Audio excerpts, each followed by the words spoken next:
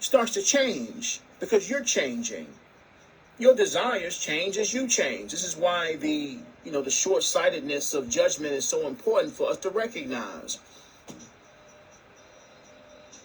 Something takes place and we label it, value, judge it as bad, or this is wrong, or this ain't right, and this is, oh, I get frustrated because this happened and this ain't what I want. It's like, well, look,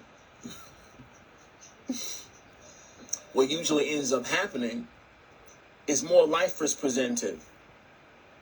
More life is presented, emotions are presented, experiences are presented, and then what you were just labeling to be a bad thing turns into a good thing to you because it's changing. Something takes place and the brain is quick to say, oh, that's bad, this sucks, that's not right. And it's like, well, if you give it a little time, you'll see that things worked out exactly how you wanted them to work out. So you talking about things being bad or good or whatever, that was more so just the voice of ignorance. What are you doing? This is your story. It's not over yet. You don't know once again, it's too early for you to label this. You don't know what this is going to turn to in 2 minutes, 3 minutes, 5 minutes. You don't know what other information you're going to receive. It's too early for you to label anything as good or bad or a bad thing. What are you doing? This is value judgment. The story's still going on. You don't know what's going to happen.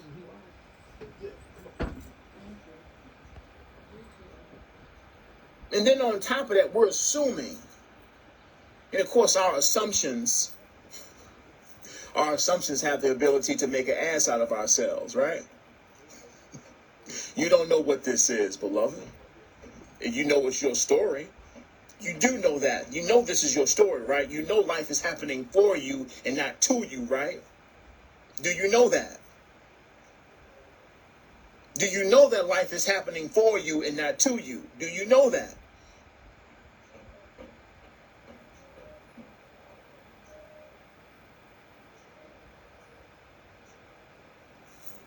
So with wisdom, we discontinue value judgment and we allow ourselves to experience the blessing of life beyond expectations. Yeah, absolutely. Thank you, Derek. Intellectually, yes, we know this stuff intellectually. But the real work is in us embodying this knowing, us demonstrating to ourselves in times of apparent desperation or suffering or lack of clarity or depth, the unknown, or being in wild situations where we don't necessarily see a clear picture of a way forward. Do you trust yourself? Do you know that this is your story? Do you know that you're the executive producer of this movie? Do you recognize that there's no way possible for you to know what's going to happen next? Do you know that?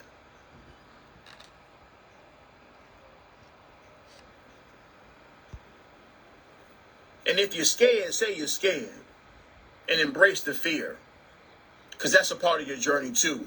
You encoded all that in there. The fear too, because obviously it's something that's necessary for you to look at. You don't present yourself with emotions that you're not supposed to look at or that doesn't have value within them. Even if you don't prefer those emotions, it's necessary for you to embrace those emotions, to feel those emotions. This is about embodiment. Everything that's presented to you is necessary to be embraced. Everything. Because you're the author of the story. It's happening for you. It ain't happening to you. It's happening for you.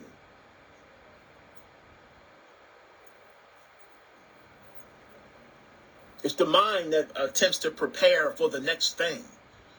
And we just talked about that. Us preparing for the next logical outcome is us creating limitations within our experience, causing us to have this very logical, mundane, apparent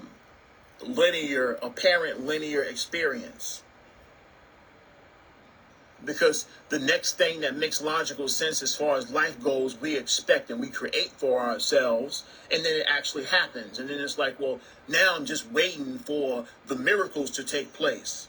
Because I thought it was going to do this, but of course, the brain is limited, and it's like, well, the next logical thing is this is going to happen. And it's boring, and I don't necessarily, I really want the miracle to take place, but we just here waiting for something to happen, so I'll just wait. But right now, it sucks. It sucks. Life is suck. I'm scared, and once again, this is all projection. All you deciding or crystallizing the nature of your conditions, of your experience. You the author of the story. If you continue to tell yourself that this sucks and it don't make sense and there's no way forward and stuff not happening for me and I keep being disappointed, it's always like this. And so those are affirmations. You're telling yourself how your life is going. And you aren't a victim. This is you creating for yourself. Once again, this is you allowing the voice of the ego to crystallize itself through your mouth. Abracadabra. Through your mouth. You're saying it. And then you're looking for somebody to help you. It's like, well, what you want me to do? You're the one making the decisions. You decide what your life is, how things are going to go for you, what works and doesn't work. You're saying it. You're telling yourself a story. Insanity is in telling yourself a story that you don't want to experience. Preparing for things that you don't want to happen. Insanity. You're telling yourself a story and telling yourself the story that you don't prefer. Insanity. That means everything that's coming out your mouth is self-destructive. This is the voice of the ego crystallizing itself, and you're allowing it to do so because you haven't grounded yourself enough to observe this voice and have the power to observe it, accept it, and not allow it to validate itself. Kings and queens don't validate illusions.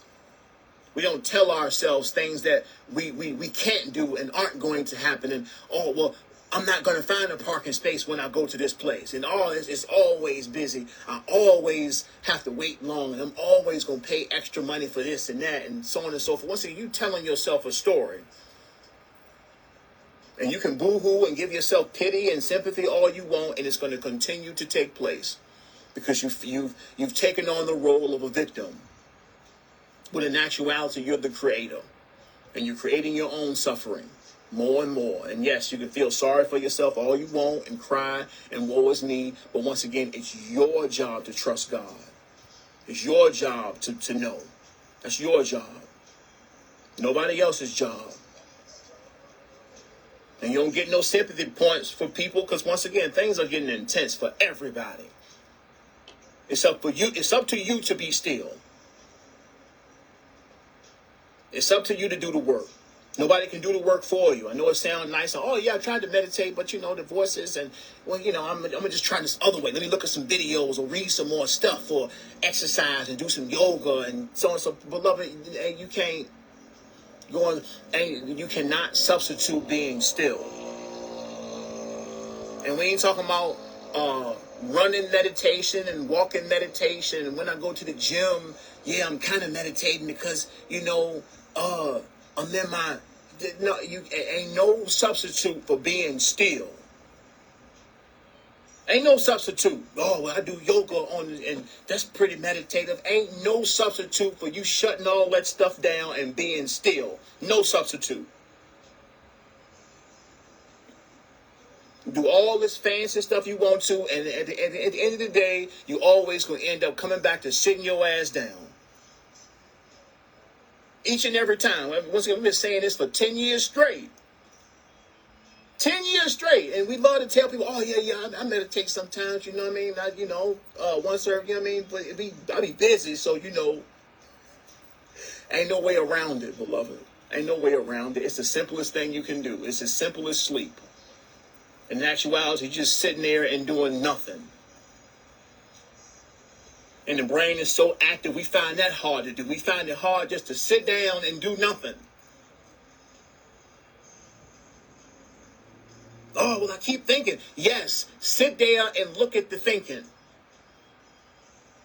There's nothing to do. No expectation. You ain't got to see visions or teddy bears or take ayahuasca and mushrooms and all the other kind of junk. You ain't got to do none of that. You just sit there and display the strength to accept what's going on in your head, what's going on inside. Accept the fidgeting, accept the moving around, accept that you've fallen asleep, accept all of it. That's the hardest part. Once again, counterintuitive. The hardest things are the easiest things to do. Hardest thing in the world is me to just sit there and not do nothing. The brain is obsessed with prerequisites. It wants something hard to do. And the hardest thing to do is to do nothing, to sit there.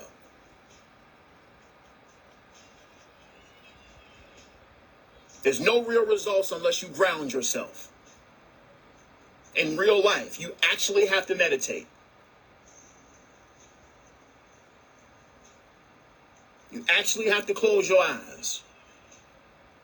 This is a human function. It ain't got nothing to do with old Indian people and the Buddhists and such and such, the Chinese. It ain't got nothing to do with none of that. This is a function of a conscious being in a physical form. On all planets, they sit down and be still.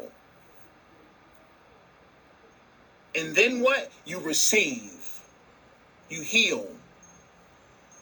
You have no idea the functionality of what's taking place when you're being still. You become one with the cosmos pour directly energy into your crown chakra. That energy from within your crown chakra moves all throughout your circulatory system and your physical body, doing tremendous healing, processing extremely high electricity and emotion, and activating awareness that's beyond your comprehension at present. It's the simple things that the brain underestimates because it doesn't have the capacity to understand. Once again, you're an infinitely intelligent being, and infinite intelligence is operating now. It's just that it's only necessary for you to get that thinking mind out of the way, because it has prerequisites of things that it wants to see and wants to do, and it wants these astronomical explanations of how things are going to go and what's taking place, because we want to feel proactive. We want to feel like something's happening and we're doing something. And in truth, the most powerful thing that we do, the most intricate and complex thing that we can do as beings is to do nothing, to sit down. The most complex of all activities that we execute as beings take place when we do nothing. But once again, that's not impressive to the ego. So it has a problem with that. It's not impressive. It's not galactic enough. It's not spiritual enough. It wants more information.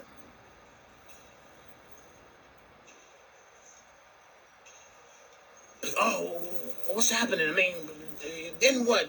I'm just sitting here. I'm like, yeah, look, you don't understand yet.